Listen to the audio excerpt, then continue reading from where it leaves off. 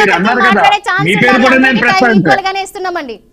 Yes Srinivas గారు చెప్పండి. ఒకవేళ ఇప్పుడు మహారాష్ట్ర ఎన్నికలను కాంగ్రెస్ ఇండి కూటమి కూడా చాలా ప్రతిష్టాత్మకంగా తీసుకుంది. ఆ నేపథ్యంలో కూడా కాంగ్రెస్ కొంచెం ఓడిపోయే స్థితిలో ఉంది. ఈ నేపథ్యంలో కాంగ్రెస్ పార్టీకి జాతీయ స్థాయిలో ఇది ఒక పెద్ద ఎదురుదెబ్బని అనుకోవచ్చా? ఖచ్చితంగానే నేను ముందే చెప్పాను కదండి, వర్గ దృష్టి ఉన్న వాళ్ళు వర్గ కోణంలో మాట్లాడుతూ ఉంటారు. వర్గీకరణ లేదా నేటివ్ అప్రోచ్, పాజిటివ్ కోణంలో ప్రజలు ఇచ్చిన తీర్పు మీద పాజిటివ్ కోణంలో మాట్లాడదు. ఈవీఎంల మీద ఆరోపణ చేస్తారు. ఇదేదో నిగ్గు తేల్చండ్రా బాబు అని చెప్పి ఎన్నికల కమిషన్ పిలిచింది, డేట్లు పెట్టింది. వీళ్ళెవరు బయట మ్యాజిక్లు చేస్తారు తప్ప ఎన్నికల కమిషన్ ముందు రాజకీయ పార్టీలు, శాస్త్రవేత్తలు, టెక్నీషియన్స్, విదేశీ శాస్త్రవేత్తలు కూడా పిలిచిన తర్వాత బికాజ్ భారతదేశంలోకి ఎలక్ట్రానిక్ యుగం రావడానికి కాంగ్రెస్ కారణం, రాజీవ్ గాంధీ కారణం. భారతదేశంలోకి ఎలక్ట్రానిక్ ఉపయోగాలకి, ఉపకరణాలకి ఎలక్ట్రానిక్స్ కార్పొరేషన్ ఆఫ్ ఇండియా ద్వారా జరిగేవన్నీ. అప్పుడు కేంద్రంలో ఉన్న ప్రధానమంత్రి రాజీవ్ గాంధీ గారు. అంచేత అసలు దేశంలోనే ఈ సాఫ్ట్వేర్ టెక్నాలజీని డెవలప్ చేస్తున్న పితామహులు అని చెప్పుకుంటున్నప్పుడు అటు పివి నరసింహారావు కానీ, రాజీవ్ గాంధీ కానీ, కాంగ్రెస్ కానీ ఈవేళ ఇట్లా నిగ్గు తెలుసండి. ఎక్కడో పేర్లు చెప్తున్నారు, వాళ్ళు ఎక్కడో మోడీ చేస్తున్నారు అని ప్రజలు అనుకుంటున్నారు. మీరు ప్రత్యక్షంగా మీరు రుజువు చేయండి, తీసేద్దాం. ఈవేళ ఈవీఎంలు బ్యాలెట్ పేపర్లనే మాయం చేశారు సైక్లింగ్ తిప్పి, అది అందరికీ తెలుసు. కాబట్టి ఇప్పుడు ఓడిపోయిన చోటేమో ఈవీఎంలు వైఫల్యం, నెగ్గించేటేమో సామాన్య ప్రజలు ఏ సామాన్య ప్రజలు అక్కడ జార్ఖండ్ లో గిరిజనులు, సామాన్య ప్రజలు, గ్రామీణ వాతావరణం వీళ్ళందరూ కూడా బీజేపీని అంగీకరించలేదు, బీజేపీని ఆమోదించలేదు. కరెక్ట్ గా ఉంది, ఇలా బాగుంది, ఇది బాగుంది. అక్కడ ఈవీఎంలు మరి బీజేపీ అంత సామర్థ్యత కలిగి ఉంటే అక్కడ కూడా ఈవీఎంలు మేనేజ్ చేసే అధికారులకు వచ్చేసింది కదా. ఎక్కడో వైనాడులో బాగుండదు, అక్కడ కనుక మనం చెయ్యేస్తే జనం ముందు అబాస్పాసం కోసం ఇవన్నీ ఉండవు. ఒకసారి డైరెక్ట్ గా కంట్రోల్ చేసేస్తే మనం ఆడలేక మధ్యలో ఓడిపోయిందని అనకూడదు. నేను కూడా బీజేపీ వైఫల్యాలు చెప్పే మనిషినే. నేను అందుకని మోడీ గారు భారతదేశానికి ప్రధానమంత్రి ఆయన అంటే భారతదేశం యొక్క ప్రాధాన్యత యొక్క ప్రధానం. మోడీ గారి ప్రాధాన్యత, బీజేపీ ప్రాధాన్యత. శ్రీనివాస్ గారు మీకు ఒక question, your A political analyst. నేను చెప్పేది ఏంటంటే మనం ఈ సమాజం బాగుండాలని కోరుకునే వ్యక్తుల్లో మీరు మీకు టైం వచ్చిందట, టైం లో మాట్లాడలేదు శ్రీనివాస్ గారు కూడా మాట్లాడే అవకాశం ఉంది. తర్వాత ఆయన పూర్తయిన తర్వాత క్వశ్చన్ చేద్దాం. అంచేత ఇంకోటి, భారతదేశంలో ఎన్నికల్లో వాగ్దానాలు అమలు చేయాలనేప్పటికీ ఎవరైనా ఇచ్చిన అందరూ అదే వాగ్దానాలు ఇస్తారు, ఎవరైనా అమలు చేస్తారు, అదే బడ్జెట్, ఆర్థికంగా అవే ఖర్చు పెట్టాలి. ఎక్కడ బడ్జెట్ దుర్వినియోగం అయింది, ఎక్కడ బడ్జెట్ దారి మళ్ళింది, ఎక్కడ బడ్జెట్ ప్రాధాన్యత లేని రంగాలు ఖర్చు పడింది.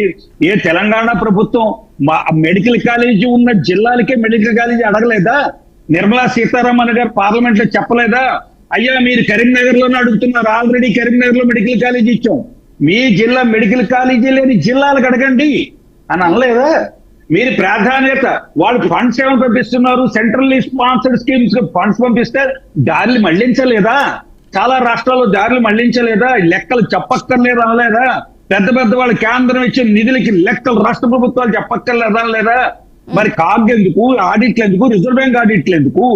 మీకు ఈవేళ ప్రజా సంక్షేమ కార్యక్రమాలు అంటూ పెట్టినటువంటి ఏదైతే మీరు ప్రణాళికలు ఉన్నాయో ఆ ప్రణాళికలన్నీ కూడా కార్పొరేట్ దిగ్గజాల అనుమతితో మీరు రాజకీయ పార్టీలు పరిపాలన చేయాలని న్యాయస్థానాలు చెబుతుంటే మీరు మాట్లాడారా? ప్రజాస్వామ్యంలో ప్రజలు ఎన్నుకున్నంటే ప్రభుత్వాలే ప్రజా సంక్షేమ పథకాలని రూపకల్పన చేస్తారు. పార్లమెంట్ వేదికగా, పార్లమెంట్ లో సభ్యులు కానిటువంటి ఇన్స్టిట్యూషన్స్, ఏ ఇన్స్టిట్యూషన్స్ తయారు చేస్తాయండి? పారిశ్రామిక దిగ్గజాల యొక్క అనుమతి కావాలా? ఇది ప్రజాస్వామ్యం నుంచి దూరం వెళ్ళిపోవడం కదా, పక్కకు వెళ్ళిపోవడం కదా? ఇది కార్పొరేట్ రంగాల చేతిలో వెళ్ళిపోతుంది ఆ బడ్జెట్. దీని మీద మాట్లాడాలి. వర్గ సృష్టి నిర్మాతలు, వర్గ ద్వేషులు, వర్గాన్ని మాట్లాడేవారు. ఈవేళ వైఫల్యాలు ఎక్కడ జరుగుతున్నాయి? మీరు అన్నారు మరి కాశ్మీర్ లో బడ్జెట్ ఖర్చు పెట్టట్లేదు ప్రభుత్వం, అక్కడ బడ్జెట్ ఖర్చు పెట్టలేదు, అక్కడ అధికారిపోయి ఉన్నారు, కొండచేరులు ఉన్నాయి. కాబట్టి రాష్ట్ర ప్రభుత్వాల యొక్క పెత్తనం చాలా ఉంటుంది ఆర్థిక వనరులు ఖర్చు పెట్టడానికి. అంటే ఎవరైనా అదే ఖర్చు పెట్టాలి అన్నది లేదు. కాబట్టి వాగ్దానాలు ఏవైతే ఇస్తున్నారో అవి సాధ్యమైనవా అసాధ్యమైనవా? సాధ్యమైనవి సెంట్రలైజ్ చేసేసి ఒకే చోట ఒకే ప్రాంతం అభివృద్ధి చెందేలాగా ఒకే కూటమి ఒకే తరావస్తులు అభివృద్ధి చెందేలాగా మేలు ఎవరికి ప్రయోజనాలు చేకూర్చాలో వాళ్ళకి ప్రయోజనాలు చేకూరలేక కార్పొరేట్ రంగాలకి అదానే అని మీరే అంటున్నారు. సామాన్య ప్రజలు తన కాళ్ళ మీద తాను నిలబడడానికి సెల్ఫ్ సస్టైనిటీ రావడానికి ఆత్మ నిర్భర్ భారత్ అని పదం బీజేపీ పెట్టుకుంది. అది ఆల్రెడీ ఎప్పటి నుంచో ఉంది మనకి. Self సస్టైనిటీ, women empowerment and child empowerment ఇన్ని ఉన్నాయి కదా. బడుగు బలహీన వర్గాలు ఆర్థికంగా కింద అంటే కింద ఎవరైతే ఉన్నారో పేదరిక లైన్ కింద ఉన్న వాళ్ళు ఉన్నత కోసం ఖర్చు పెట్టాలి. అంతేగాని అదే బడ్జెట్ ఎవరు ఖర్చు పెట్టినా కాళేశ్వరం ప్రాజెక్టే అలా ఒప్పుకోరు. కాళేశ్వరం ప్రాజెక్టుకి అన్ని లక్షల కోట్ల నిధులు ఖర్చు పెట్టారు. సర్వనాశనం అయిన ప్రాజెక్టు కాబట్టి ప్రజలు తిరగబడ్డారు. ప్రజలు తిరగబడతారు, వాళ్ళు ఫెయిల్ అయ్యారని. బంగారు తెలంగాణ కాదు కదా, ఇనుప తెలంగాణ, ఇత్తడి తెలంగాణ కూడా లేదు. వారికి ఉద్యోగాలు వస్తాయనుకున్నారు, మనం బతుకులు బాగుపడతాయి అనుకున్నారు. మనమే ఇక్కడ పాలకులు అవుతామన్నారు. పాలకులు తెలంగాణ ప్రజలు పాలకులు అవుతాం అనుకున్నారు. మన దగ్గరే సంపద సృష్టింపబడుతుంది, సంపద పంచబడుతుంది. ప్రజలతో సంపద సృష్టించబడాలి, ప్రజలకి సంపద పంచబడాలి, ప్రజలు దాన్ని అనుభవించాలి. భోగం భాగ్యం నిర్మాణం అంతా ప్రజల ద్వారా, ప్రజల కొరకు, ప్రజల చేత అన్న దాని నుంచి దూరం అయిపోతే ఇవాళ భారతీయ జనతా పార్టీకి ఎవరు ఇవాళ దాసోహం అవ్వలేదండి. దేశం ముఖ్యం, జాతీయత ముఖ్యం. ఈవేళ ఇంటర్నేషనల్ లెవెల్లో దేశం పేరు పెరిగిందా లేదా, అది మోడీ కావచ్చు, నెహ్రూ కావచ్చు, చరణ్ సింగ్ కావచ్చు, ఎవరైనా సరే ఈవేళ దేశం కోసం ఆలోచించే పార్టీ కోసం వాళ్ళు మోడీ తప్పు చేస్తే తీసి దింపేస్తారు కిందకి. దింపేయమని చెప్పి అడగడంలో నెంబర్ 1 నేనుంటా. నాకేంటి రంగులు లేవు, నాకు ఎర్ర రంగులు, కాషాయ రంగులు, తెల్ల రంగులు, నీల రంగులు, నల్ల రంగులు లేవు. మాట్లాడే మాట మీద స్పష్టత ఉంటుంది. ఈవేళ మహారాష్ట్రలో ఫెయిల్ అవ్వడానికి కారణం చెప్పాను. భారతీయ జనతా పార్టీ యొక్క గొప్పతనం చెప్పలేదు, లేదా ఇండి పార్టీ యొక్క వైఫల్యాలు చెప్పలేదు. ఏదైతే మీరు వాగ్దానాలు చేస్తారో ఆ వాగ్దానం అమలు చేయకపోతే ఇంత అంటారు. ఆర్థికమైనటువంటి టెక్నాలజీ ప్రజలకు తెలియదండి. వీళ్ళు వాగ్దానాలు చేశారు, నాకు ఇవ్వలేదు. మా ఇంటికో ఉద్యోగం అన్నారు, రాలేదు. చేతికి పని చేరుకు నీరు అన్నారు, రాలేదు. దారిద్ర్యాక నుంచి దూరంగా తీసుకెళ్తారన్నారు, రాలేదు. ఇదే ఆలోచిస్తారు తప్ప మనం చెప్పినట్టు ఈ ప్రపంచ ఆర్థిక వేత్తలు నిపుణులు మాట్లాడే విషయాలు ప్రజలకు అర్థం అవ్వో, అనవసరం, ఆలోచించరు. ఈవేళ దేశం ఏ స్థితిలో ఉంది. సామాన్య మానవుడు ఒక్కసారి పాత బట్టలు ఇస్తే పుచ్చుకునేవారని 30 ఏళ్ల క్రితం వరదలు వచ్చిన, తుఫాన్లు వచ్చిన, అగ్ని ప్రమాదాలు జరిగిన ఈవేళ ఎవరు పుచ్చుకోవట్లే. సెకండ్ హ్యాండ్ వస్తువులు ఎవరు తీసుకోవడానికి ఇష్టపడట్లా. ఈ వేళకి లక్షలు ఎంత ఖర్చు అయినా పిల్లలు చదివించుకుంటున్నారు. సామాన్యుడు కూడా ఆర్థిక పరిపుష్టి పెరిగింది, ఎదుగుతున్నారు. చిన్న కూలి వాళ్ళు కూడా. అవునండి, ఒకసారి నేను అంచేత ఈవేళ దేశంలో జార్ఖండ్ లో కారణం ఈవేళ మహారాష్ట్ర బీజేపీ ప్రజలు నమ్మలేదు.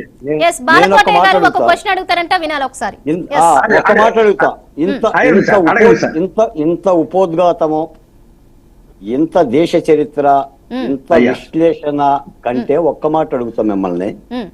ఈ ఎన్నికల ఈవీఎంల విజయమా, ప్రజాస్వామిక విజయమా? ఈవీఎంల విజయం అంటే నివృత్తి చేయాల్సిన బాధ్యత మోడీ గారి మీద ఉందా లేదా, ఎన్నికల కమిషన్ మీద ఉందా లేదా? ఈ రోజున ఎన్నికలు జరుగుతుంటే ఒక పక్క ప్రధాన ప్రతిపక్ష పార్టీలు కూడా ఈవీఎంల మీద ఆరోపణలు చేస్తుంటే దాన్ని నివృత్తి చేయాల్సిన బాధ్యత 15 సంవత్సరాలుగా ఉన్న ప్రధాని నరేంద్ర మోడీ గారికి, ఎన్నికల కమిషన్ కి ఆ బాధ్యత లేదా? ఇన్ని అనుమానాలు పెట్టుకొని ఈ రోజున మోడీ గారు గెలిచినా అది మోడీ విజయంగా ఎలా భావిస్తాం? ఈవీఎంల మాయాజాలంగా ఎందుకు భావించకూడదు? ఇవన్నీ ప్రశ్నలే. ఎవరు చెప్పాలి? ప్రతిపక్ష పార్టీలు కనీసం బ్యాలెట్ కోసమైనా పోరాటం చేయట్లా. వాళ్ళు ఈవీఎంలు తీసి పారేద్దామండి, ఈవీఎంలు తీసి పారేద్దాం, రుజువు చేసేస్తే. ఎందుకంటే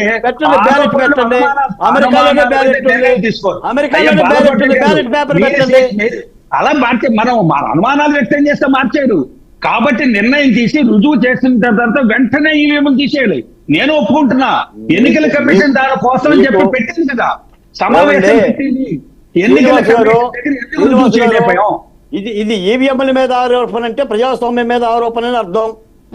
ఈ దేశ ప్రజాస్వామ్యం మీద ఆరోపణ, దాన్ని నివృత్తి చేయాల్సిన బాధ్యత కేంద్ర ప్రభుత్వం మీద ఉంది. ఈవీఎంల మీద ఆరోపణ చేస్తే లోపలేయండి, నిజం లేకపోతే కేసులు పెట్టండి, చెయ్యండి, లేదంటే బ్యాలెట్లనే పెట్టండి. నివృత్తి ఉన్నది కదా ఆరోపణలు వచ్చినప్పుడు.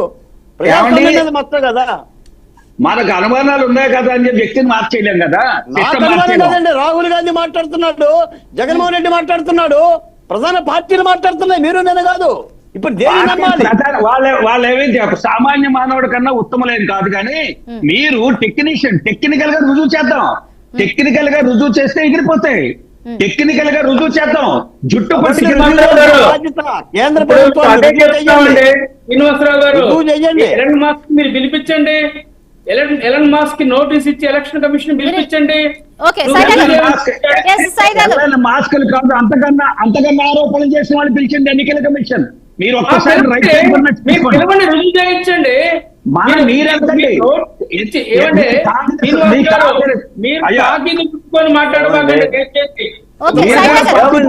మాట్లాడండి.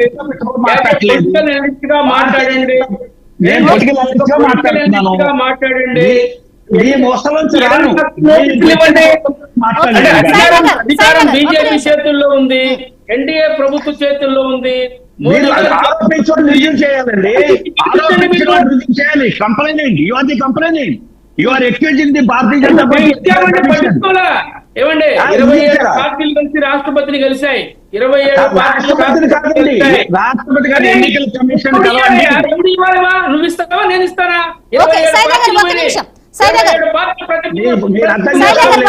మీరు చెప్పడం నా వల్ల కాదు, నేను మీకు అర్థం చేయడం నా వల్ల కాదు.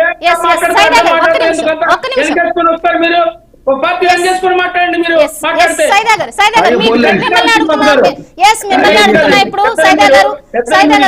ఒక్క క్వశ్చన్ అండి సైదా గారు, మీరు ఇండి కూటమితో కలిసి చాలా మంది ఒక బాహుబలిలా వద్దామని అనుకున్నారు, బట్ ఇప్పుడు సిచ్యువేషన్ చూస్తే బలైనట్టుగా తెలుస్తుంది.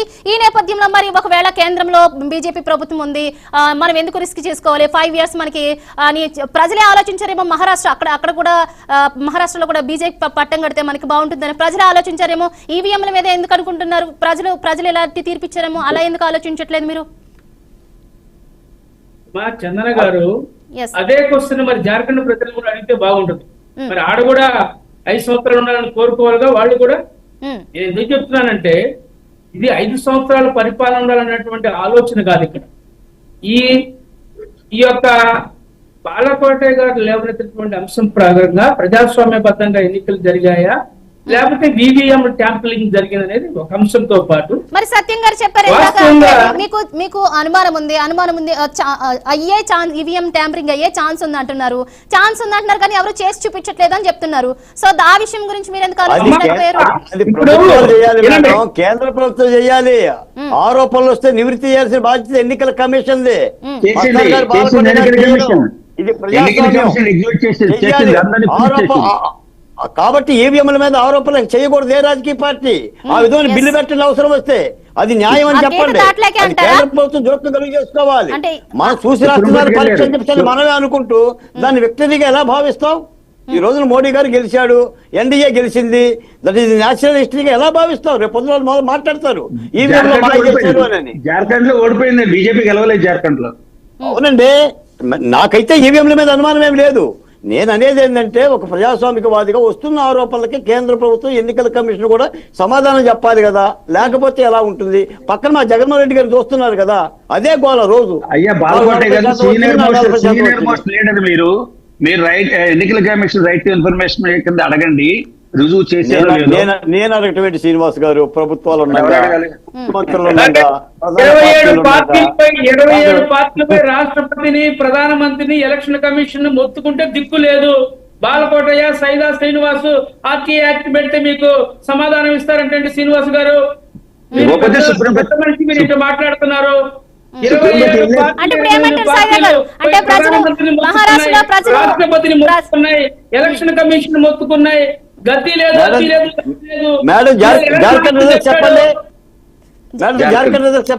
జార్ఖండ్ ఎన్డీఏ 29 ఆధిక్యంలో కొనసాగుతుందండి. ఇండి కూటమి 51 స్థానాల్లో లీడ్ లో కొనసాగుతుంది, ఇతరులు 2 స్థానాల్లో లీడ్ లో కొనసాగుతున్నారు. ఒకసారి మనం మహారాష్ట్రది కూడా చూసుకుందాం. ఎన్డీఏ కూటమి 222 స్థానాల్లో లీడ్ లో కొనసాగుతుంది. అలాగే ఇండి కూటమి వచ్చేసి 53 స్థానాల్లో లీడ్ లో కొనసాగుతుంది. అదర్స్ వచ్చేసి 12 స్థానాల్లో లీడ్ లో కొనసాగుతున్నారు. ఇక్కడ మనం ఈ రిజల్ట్స్ మనం ఎలా చూసుకోవచ్చు? సో సైదా గారు మీరు ఇందాక చెప్తున్నట్టు